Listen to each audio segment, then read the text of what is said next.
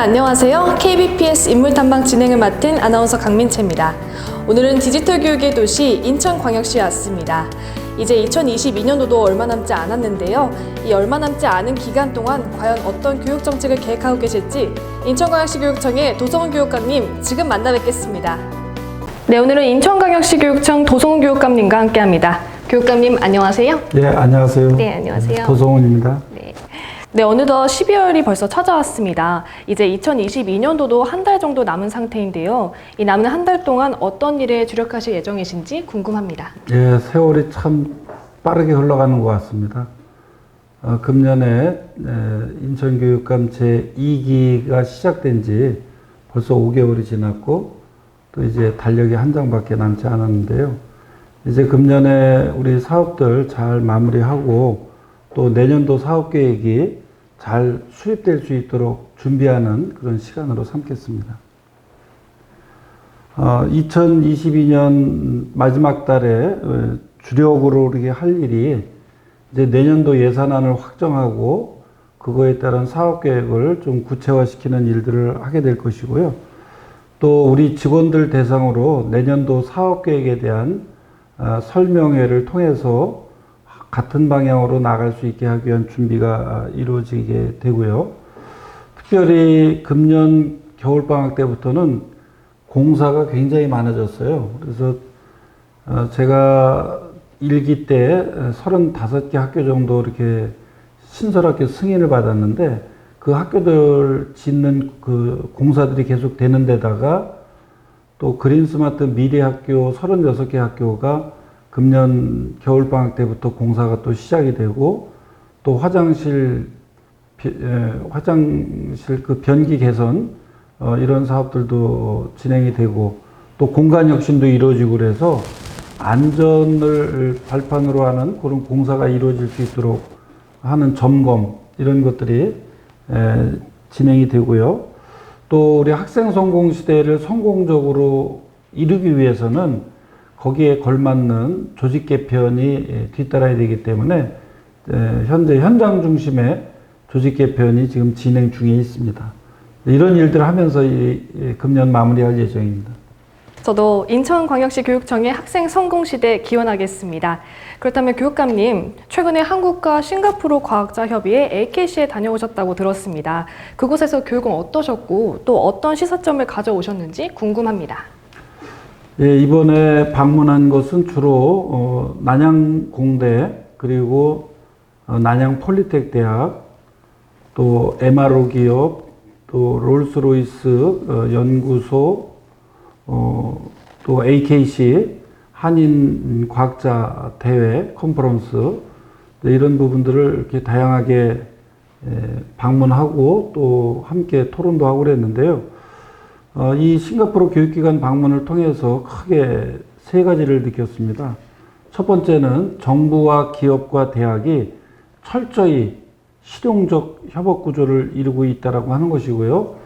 우리 인천교육청도 작년부터 학교와 교육청, 지자체, 기업, 대학이 연결해서 항공 MRO나 바이오, 뷰티, 소방 등 특성화고 중심으로 기업과 대학과 함께하는 아이잡 에듀 클러스터라고 하는 프로그램을 만들고 그것이 교육부에서 좋은 프로그램으로 지정이 돼서 지원을 받으면서 진행을 하고 있는데 이 싱가포르에서는 아주 철저한 그런 기관과의 협업이 싱가포르 발전에 그런 토대가 되고 있지 않을까 이렇게 생각이 들었고요.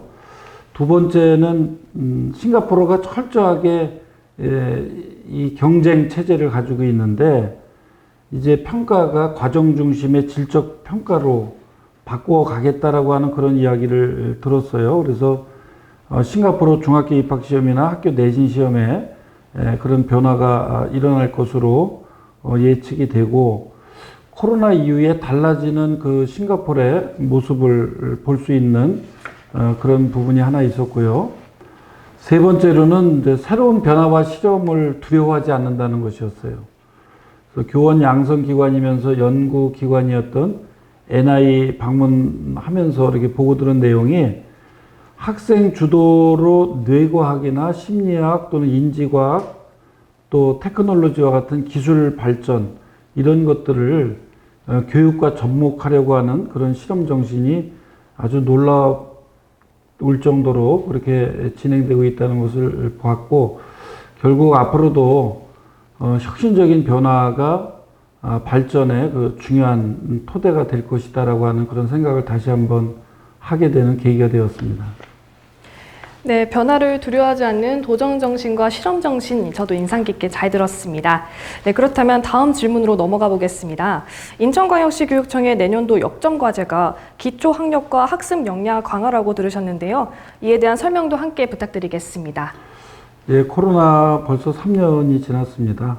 그동안 우리 아이들의 학습 결손, 또 심리 정서적인 어려움, 사회성 부족 이런 것들이 많이 나타나고 있고, 그래서 금년 4월 18일부터 인천 학생 전체가 등교가 시작이 됐는데요. 그런 결손들을 회복하기 위한 교육 회복 사업이 진행이 되고 있고, 금년과 내년에 있어서는 이 교육 회복이야말로 가장 중요한 그런 과제가 아닐까 이렇게 생각이 듭니다. 내년도의 기초학력과 학습 역량 강화를 가장 중심에 놓고 교육 회복 사업을 전개하겠다는 그런 의미고요. 7개의 역점 사업을 저희들이 설정을 했어요. 학생 성장 발달 단계를 고려해서 진단과 지원과 평가의 원스톱 체제로 기초학력 보장 체제를 구축하려고 하고 있고요.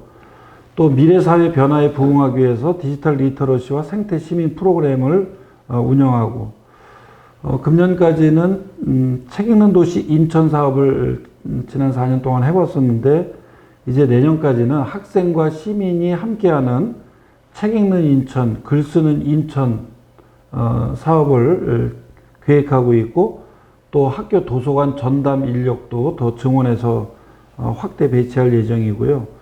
우리가 수학하면 굉장히 어렵게 느껴지는데, 이 수학 교육을 내실화하기 위해서 체험 중심의 수학으로의 변화를 주어서 수학 교육을 좀 더 내실화하려고 하고 있고, 또 사회 정서적인 그런 감수성이라든가 이런 부분들이 많이 어려움을 겪고 있어서 또래 활동이라든가 놀이 또는 관계성 교육을 통해서 사회 정서 학습, 일명 셀 학습을 좀 확대하겠다는 계획도 가지고 있고요. 대학생이나 퇴직교원 또 지역 전문가 등으로 구성된 1000명의 학습 코칭단을 운영해서 모든 학습 성공을 지원할 수 있는 그런 체제를 구축을 하고, 또 학습 성공의 지원 체제를 강화하기 위해서 학습 종합 클리닉이나 기초학력 지원 센터 이런 것들을 설치해서 운영을 할 예정입니다. 네, 교육감님의 7가지 역점 사업에 대해 잘 들어봤습니다.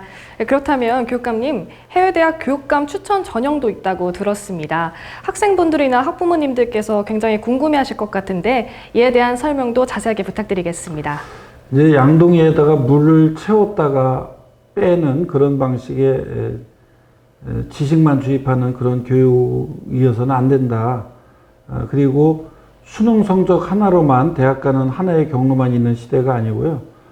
이제 학생들의 꿈을 배움으로 잇기 위해서 다양한 성장 경로를 지금 만들고 있습니다. 그 가운데 하나가 해외대학 교육감 추천 전형인데요. 교육감이 추천하는 학생이 일정한 교육과정을 이수하면 해외대학에 입학하는 제도입니다. 그래서 학생들이 과정을 이수하고 또 학교장이 추천하면 교육청에서 적격 여부 심사를 해서 교육감이 최종 추천하는 그런 단계를 거치게 되고요. 금년에도 송도 글로벌 캠퍼스에 있는 겐트 대학교에 우리 학생들이 10명 정도 추천 전형으로 입학을 했고요. 또 내년도에는 겐트 대학교에 45명 정도까지 추천할 수 있도록 겐트 대하고 MOU가 체결되어 있고, 또 중국의 산동대학교도 5명이 교육감 추천 전형으로 들어갈 수 있도록 협약이 되어 있습니다. 이번에는 이제 난양공대를 방문해서 우리 학생들이 추천 전형으로 들어갈 수 있도록 협의 중에 있다는 것을 말씀드리고, 싱가포르 난양공대 이외에도 아시아 유수한 여러 대학들과 우리 학생들이 자기가 좋아하는 것을 찾아서 배움도 하고 직업도 가질 수 있는 그런 길들을 만들기 위한 노력을 계속 할 것입니다. 네, 교육감님의 해외대학 추천 전형 잘 들어봤습니다. 다음 질문으로 넘어가 보겠습니다. 올해 모든 중학교 1학년 학생분들에게 노트북을 보급하셨다고 들었는데요. 이에 따라 교육감님께서 기대되는 부분과 또 앞으로 AI 소프트웨어 교육에 대한 인천의 계획까지 함께 말씀 부탁드리겠습니다. 예, 지난 10월 그 카카오가 멈추니 일상이 멈췄다. 이런 말이 회자가 됐는데요. 이미 이제 우리는 디지털 세상 속으로 들어와 있습니다. 음식 주문도 그렇고 은행 업무도 그렇고 옷을 사는 것도 공부하는 것도 이제 디지털이 우리의 평범한 일상, 당연한 일상이 됐고요. 그래서 결국 디지털 전환이라고 하는 것은 일상의 전환이 되는 것이고 교육의 전환 역시 필연적일 수밖에 없겠다. 네, 이런 세상 속에 이미 들어와 있다는 것이고요. 그래서 작년 6월에 우리 교육청에서 디지털 교육도시 인천을 선포하면서 우리 인천 아이들이 최고의 디지털 역량을 지닌 인재로 성장하기 위한 준비를 계속 해왔습니다.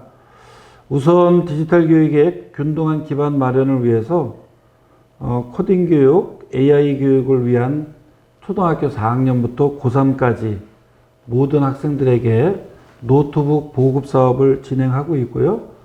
이미 중학교 1학년은 보급이 완료되어 있습니다.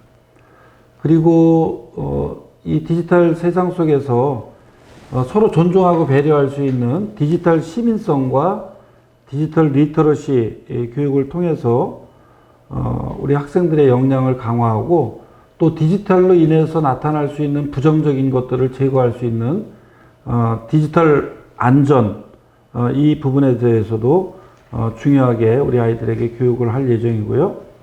또 인천 미래 산업 수요를 반영한 반도체 고등학교 신설이라든가 AI 로봇과 같은 신산업 분야 학교로의 개편 작업도 가속화하고 또 소프트웨어나 AI 교육지구를 운영해서 인천만의 특색 있는 체계적인 AI 소프트웨어 교육도 실시할 예정이고요. 그런데 이러한 것들이 이루어지는 과정 속에서 가장 중요한 것은 인문학적인 소양, 인문학적인 철학을 바탕으로 한 인간만이 할 수 있는 그런 감수성 교육이 필요하다고 보고 책 읽는 인천, 글 쓰는 인천 사업을 통해서 그런 어떤 창의성이라든가 융합적인 그런 능력을 가질 수 있도록 하기 위한 교육이 중심에 자리 잡아야 된다고 생각을 하고 준비를 하고 있습니다. 네, 디지털 교육뿐만 아니라 인문학 교육까지 모두 잘 들었습니다. 그렇다면 마지막으로 12월 1일 어제죠. 바로 교육감과 교원단체, 학부모단체 등이 국회에서 고등특별회 개법에 반대하는 긴급 기자회견을 열었습니다. 이에 대한 교육감님의 입장을 간단히 말씀해 주시면서 오늘의 인터뷰 마무리해 보겠습니다. 교육감님 말씀 부탁드리겠습니다. 예, 말씀하신 것처럼 어제 국회에서 시도교육감 대표를 비롯한 168개 단체가 초, 중등 예산 가운데서 3조 원을 고등 평생교육에 넘기는 것에 대해서 반대 성명을 내는 긴급 기자회견을 열었습니다. 여야 국회의원 그리고 기재부와 교육부가 협의 중임에도 지난달 30일 예산부수 법안으로 지정을 했고 예산부수 법안으로 지정하면 본회의로 바로 갈 수 있기 때문에 심각한 문제라고 생각을 하고 매우 유감스럽다는 것을 말씀을 드립니다. 만약 3조 원의 예산을 우리 고등교육으로 넘긴다면 인천 같은 경우에 1년 기준으로 1,600억 정도의 예산이 부족해집니다. 금년 기준 우리 교육청 가용 재원은 5,900억 정도이고 5조 5천억 정도의 대부분 예산은 다 경직성 경비인데요.